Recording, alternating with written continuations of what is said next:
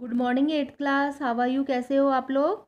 मैंने आपको chapter 8 complete करा दिया है। ठीक है, आपको समझ में आ गया होगा और कोई प्रॉब्लम हो तो मुझे आप मैसेज कर सकते हो। अब हम इसके क्वेश्चन आंसर से स्टार्ट करते हैं। तो हम सबसे पहले इसके टिक द करेक्ट ऑप्शंस देखते हैं। Cells were first examined by Robert हुकिन।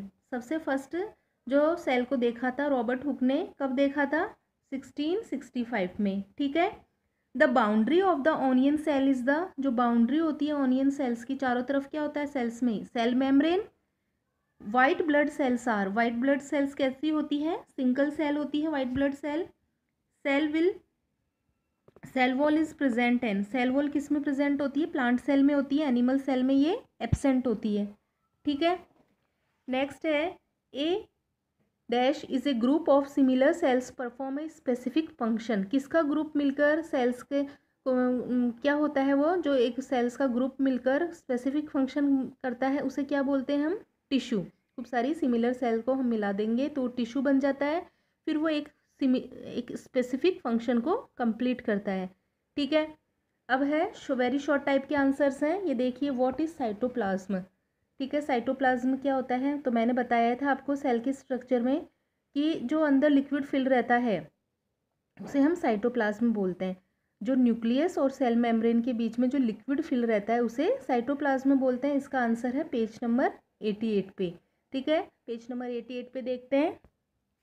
ये देखिए इसका answer, cytoplasm is a thick jelly like fluid present between the nucleus and plasma membrane of a cell.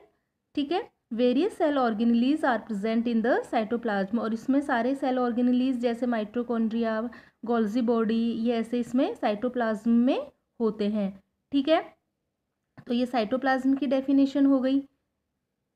ठीक है। नेक्स्ट क्वेश्चन है, mention the basic component of cells. Basic components बताने हैं हमको, sales में कौन से बेसिक कंपोनेंट्स होते हैं। इसका आंसर पेज नंबर 90 पे देख। The cells are three main parts. Basic components यही है, सबसे बाहर की तरफ सेल मेम्ब्रेन होती है, फिर cytoplasm which contain smaller components are called organelles. ठीक है, एंड द न्यूक्लियस। ये थ्री मेन पार्ट्स होते हैं बेसिक सेल्स के। ठीक है, और ये फिर डिवाइड होते हैं आगे बागे, जैसे साइटोप्लाज्म में छोटे ऑर्गेनेलीज होते हैं, न्यूक्लियस होता है, न्यूक्लियस में क्या होता है। ठीक है, तो ये इसका आंसर हो गया। अब है right the difference between organ and organelle. Organs तो जो ऑर्गन होते हैं जैसे लीवर, हार्ट वगैरह ये होते हैं। ऑर्गेनलीज जो सेल के अंदर छोटे छोटे होते हैं, ठीक है, कंपोनेंट्स, उन्हें ऑर्गेनली बोलते हैं। तो इसमें डिफरेंस मैंने नोटबुक में कराया है, वो अभी देखते हैं। पहले पहले अपन इसका आंसर देख लेते हैं। व्हाट आर प्रोकैरियोट क्या होते हैं? कल मैंने बताया था आपको जब चैप्टर पढ़ाया था कि प्रो मतलब प्रीमिटिव टाइप का, कैरियोट मतलब, कैरियो मतलब न्यूक्लियस, मतलब जिसमें प्रीमिटिव टाइप का मतलब वेल डेवलप्ड न्यूक्लियस नहीं होता, वो प्रोकैरियोटिक होते हैं। मतलब जो न्यूक्लियस है उसके चारों तरफ न्यूक्लियर मेम्ब्रेन एब्सेंट होगी। पेज नंबर 90 पे इसका आंसर देखिए। Cell without well organised nucleus. कैसी सेल? बिना वेल ऑर्गेनाइज्ड न्यूक्लियस के जो सेल होती है, लेकिन न्यूक्लियर मेम्ब्रेन किसकी कमी होती है? न्यूक्लियर मेम्ब्रेन की, आर कॉल्ड प्रोकैरियोट्स। इन्हें क्या बोलते हैं? हमें प्रोकैरियोट्स बोलते हैं। ठीक है, जैसे हम इसमें एग्जांपल्स भी लिख सकते हैं, जैसे ब्लू ग्रीन एल्गी।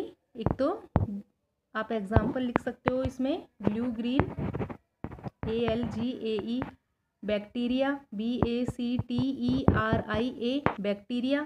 ठीक है, ये आपके वेरी शॉर्ट आंसर्स कंप्लीट हुए। अब है शॉर्ट आंसर्स। ये वाला जो नोटबुक में है वो अभी नोटबुक में से बताऊंगी मैं। ठीक है, अब है डिस्क्राइब, वो क्या? Cell are the building block of the life. Why? जो सेल है इसके हम बिल्डिंग ब्लॉक क्यों बोलते हैं लाइफ की? पेज नंबर 84 पे देखो, ये रहा इसका answer. Cell is the basic unit of all living organism. Basic unit है लिविंग ऑर्गेनिज्म की, और cell is the functional and structure unit of all living organism. और ये फंक्शनल और स्ट्रक्चर यूनिट है लिविंग ऑर्गेनिज्म की।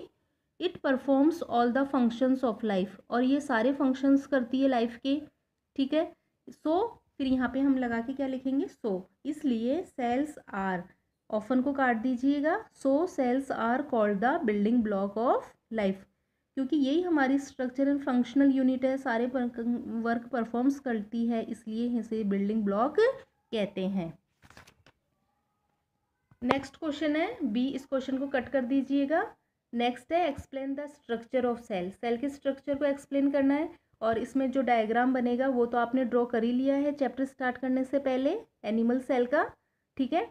और write the function of cell wall, और सेल वॉल की हमें फंक्शन बताने हैं। ये सब नोटबुक में है इनके आंसर्स, मतलब 2 का सी, 3 का सी और डी, ये तीनों आंसर। एक तो ये वाला और ये तीनों, ये आंसर नोटबुक में है।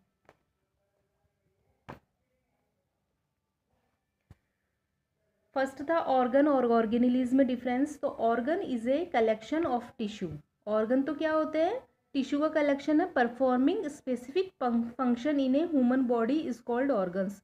जो ह्यूमन बॉडी में स्पेसिफिक फंक्शन करते हैं ऑर्गन्स होते हैं, जैसे हार्ट, लिवर, इन सब का स्पेसिफिक फंक्शन है, ठीक है। तो ऑर्गन की क्या डेफिनेशन हो गई, organ is a collection of tissue performing specific function in a human body is called organs.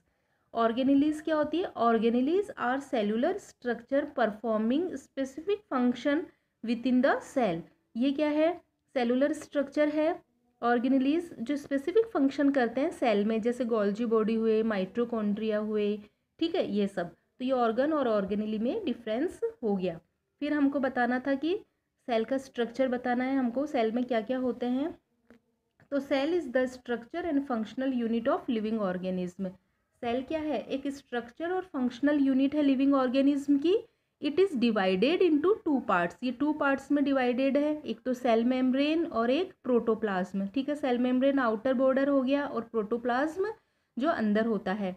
तो सेल मेम्ब्रेन के बारे में देखते हैं क्या होता है। Around the cell there is a thin membrane which surrounded the protoplasm. जो सेल के चारों तरफ थिन मेम्ब्रेन होती है जो प्रोटोप्लाज्म को घेरे रहती है। It is very soft and elastic, ये बहुत सॉफ्ट और इलास्टिक होती है। It control inflow and outflow of materials, और ये सेल के अंदर बाहर कंट्रोल करती है किसको, कोई भी मटेरियल को अंदर बाहर करने के लिए। It provides shape to cell, और ये सेल को शेप प्रोवाइड कराती है। And protoplasm remains safe inside it, और इसके अंदर प्रोटोप्लाज्म सेफ रहता है। तो सेल मेम्ब्रेन के लिए आ जाए तुम्हारे शॉर्ट नोट, तो ये तुम लिख सकते हो इसमें से। अब नेक्स्ट है प्रोटोप्लाज्म, ठीक है। सेल मेम्ब्रेन और प्रोटोप्लाज्म 2 पार्ट्स में डिवाइड करा गया है ना सेल को। Protoplasm the thick fluid which fill the cell, protoplasm is the basic of life, ठीक है। जो थिक फ्लूइड होता है जो अंदर सेल के अंदर भरा हुआ रहता है, और यही सारा लाइफ का प्रोसेस इसी के अंदर होता है, प्रोटोप्लाज्म ही। प्रोटोप्लाज्म के भी 2 पार्ट्स है, एक तो न्यूक्लियस और एक साइटोप्लाज्म, ठीक है। इसको 2 पार्ट में डिवाइड करा गया है। हम न्यूक्लियस के बारे में पढ़ते हैं। हम nucleus, in the centre of the cell there is a present a large structure called nucleus. जो सेल के सेंटर में एक स्ट्रक्चर रहता है लार्ज, जिसे न्यूक्लियस कहते हैं। Nucleus control all the activity of cell, सारी एक्टिविटीज़ को कंट्रोल करता है ये। There are 4 main parts of this, इसके 4 मेन पार्ट्स हैं। एक तो क्या है, न्यूक्लियर मेम्ब्रेन, सबसे आउटर चारों तरफ न्यूक्लियर मेम्ब्रेन होगी, न्यूक्लियोप्लाज्म होगा अंदर की तरफ भरा हुआ, क्रोमेटिन होंगे और न्यूक्लियोलस होगा, ठीक है, जो मैंने डायग्राम में तुम्हें बता भी रखे हैं सारे नेम, ठीक है। अब है cytoplasm, the thick dense material present inside the cell expect nucleus is called cytoplasm. जो डेंस मटेरियल फिल रहता है न्यूक्लियस को छोड़कर बाकी जगह, उसे साइटोप्लाज्म बोलते हैं। The cytoplasm contain living and non living particles, और इस साइटोप्लाज्म में लिविंग और नॉन लिविंग पार्टिकल्स होते हैं, ठीक है। Mitochondria, vacuole, ribosome, Golgi body etcetera, ठीक है। तो ये आंसर आपको समझ में आ गया होगा। अब नेक्स्ट क्वेश्चन था सेल वॉल का फंक्शन क्या है, ठीक है।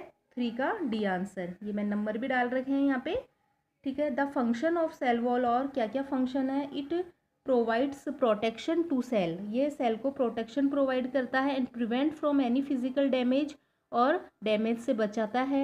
It provide structure to the cell, ये सेल को स्ट्रक्चर प्रोवाइड कराता है। It prevent from osmotic bursting, और ये ऑस्मेटिक बर्स्टिंग से रोकता है, मतलब ज़्यादा प्रेशर पड़ता है, जैसे फ्लड अंदर ज़्यादा है बाहर कम है, तो वो बाहर निकलने की कोशिश करेगा, तो ठीक है, इससे सेल ब्रस्ट होने से बचती है। It protect the protoplasm against mechanical injury, और ये प्रोटोप्लाज्म को मैकेनिकल इंजरी से बचाता है। इट कंट्रोल इंटरसेलुलर ट्रांसपोर्ट, और ये इंटरसेलुलर ट्रांसपोर्ट को कंट्रोल करता है, मतलब जो भी सेल के अंदर बाहर जो भी मटेरियल आना जाना है उसको कंट्रोल करता है। तो आज के लिए वीडियो में इतना ही, ठीक है। मैं इसकी फ़ोटो सेंड कर दूंगी, तो आप ये क्वेश्चंस अपनी नोटबुक में कर लीजिएगा, और वो डायग्राम भी आप ड्रॉ कर लेना, प्लांट सेल और एनिमल सेल। ठीक है, ओके, बाय बाय।